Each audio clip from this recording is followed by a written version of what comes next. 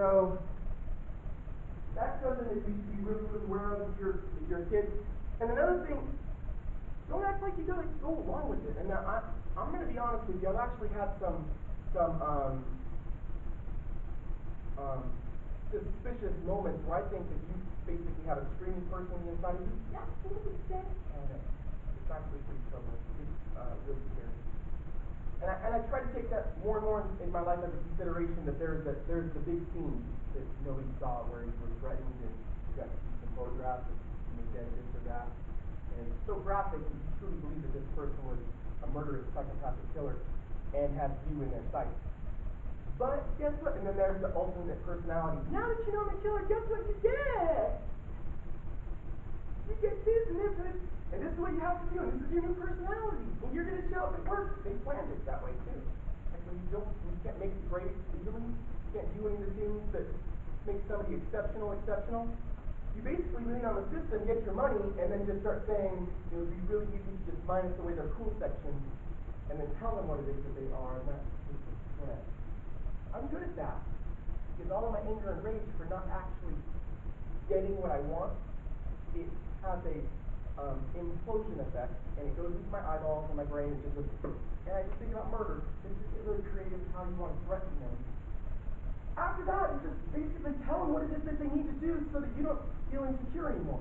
You know, making sure that your biosystem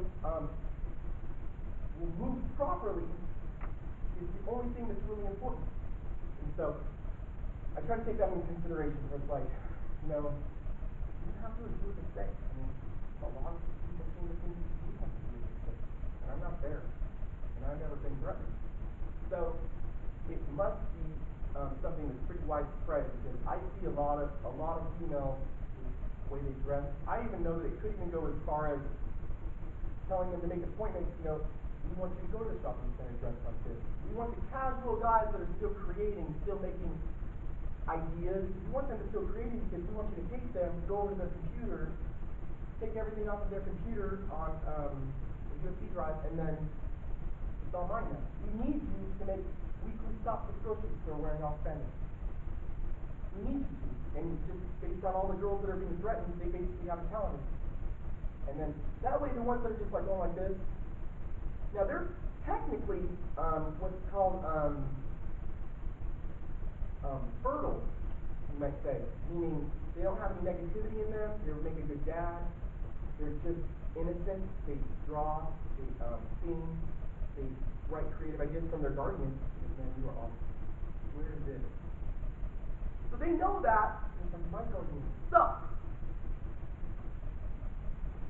Bastard. And so they know that the ones that are still making shit are still out there, and so they say, we need for you to just like give it up, you know, practice standing over. Howard. And then so that way when they go back to their house, they're just like, and then they, based on never ever figuring out the female, they're just like, oh, whenever I went to the fountain, God bless me, and you know, I don't know what this means, but I just feel like I need to write it. And everybody has a different side effect, you know. Everybody over the years. Like, what is that? So now we basically talked about one single profile, something that we should really look out for. And now we've also brought into light basically the common female this, that, or the other thing as far as how it is that they dress.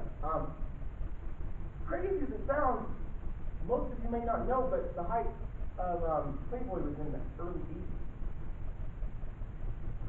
Yeah. So, it's basically just trouble all the way around. A person that you think that you may know, professionally, like professional grade pornography, like, is as young as like 12 years old for most of them.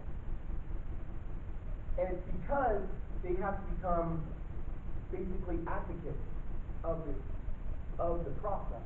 Meaning, you have to be taken out of the probability of being a threat to their environment of ugly and retarded, meaning the degenerate. I mean, the one that could never figure it out, so they basically lean on their job. It's a good thing you're here. Seriously. Because You're so mean. And the thing is they actually watch so many talk shows, and we have the biggest turd of all sitting in a chair, Harpo, if you know her. So she's basically the ugliest of all niggers. I mean, we're talking like the cliche niggers. Like there's a specific gene trait that nobody wanted. Like it's still floating around. This one particular nigger face. It's like has never been tampered with at all. Like nobody wants it. You're the poop one. Do that. No. You're the actual poop one. The other one is just like a little smoother, but you're still the poop one. That's Harpo. She's like, I have some things that I need to say.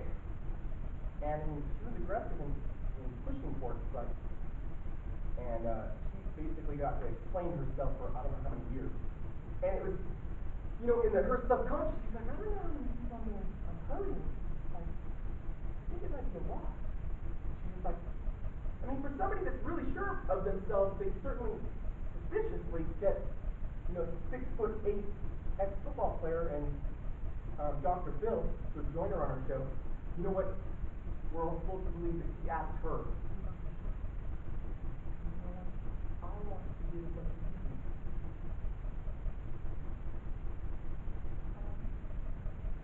do. Let's make it where you belong on my show. I'm never a bad person. Feels like food. But let's overshadow that because you're really, really, really white. That's really the name of the game in 2016 is paying somebody off so that you're not poop anymore. You're not what it is that it seems very obvious that you are. Basically masculine. Maybe it'll go past their radar if we just put you in front. By that time, they'd already made so much money, they can just pay for the person. And that's what they did. Basically, all of these people, while they're ugly and wearing shit clothing, and while they just couldn't make it, well, what happened was they started, in their side time, they would watch these talk shows, and they would watch Harpo, and be like,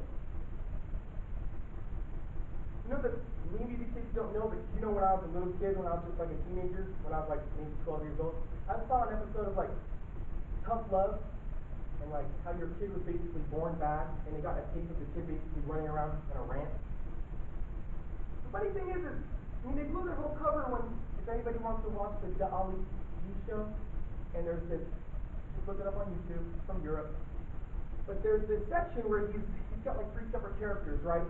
Well, one of his characters is a gay male that's in the runway industry, and so he's also an interviewer, and he has 2 people that he's interviewing with, and he's telling them while the camera's running, because it's a show that shows behind the scenes of certain venues, certain professional, prestigious venues. Well, basically, the entire concept of these reality shows is flown based on the Jalal Ali G show in Europe. I mean, fuck that. You can actually just take anything that you ever learned from these talk shows and just say to yourself that it's the cause of whatever might happen, whatever's happening now. It takes that long for it to evolve into something as tragic as now, but that's basically where it started from.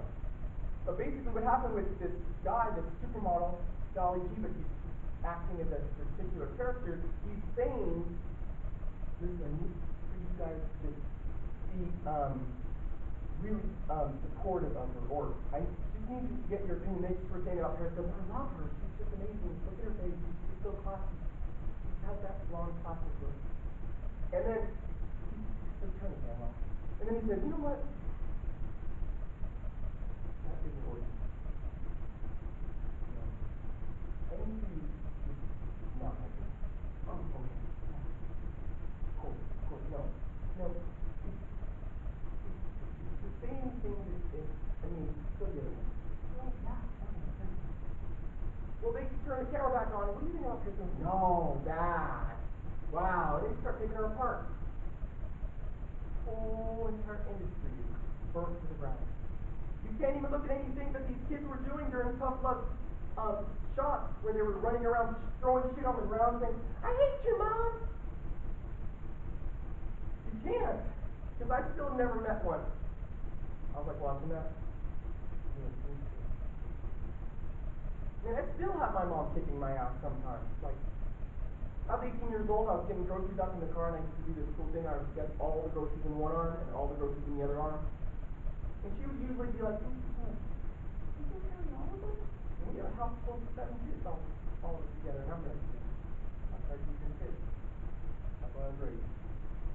And one day in particular, I don't know what was wrong with her, but it was right towards the time where I was graduating, because her personality was starting to shift.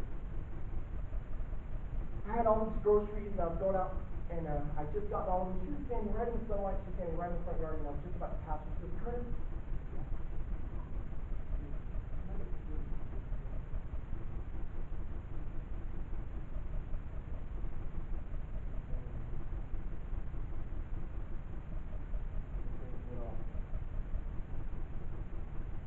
and honestly, probably nothing she's ever done or anything she ever said before that or after that had a bigger impact. After 18 years.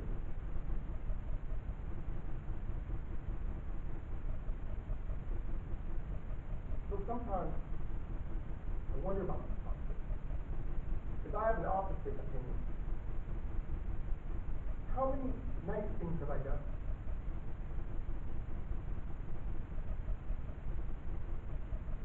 You don't know.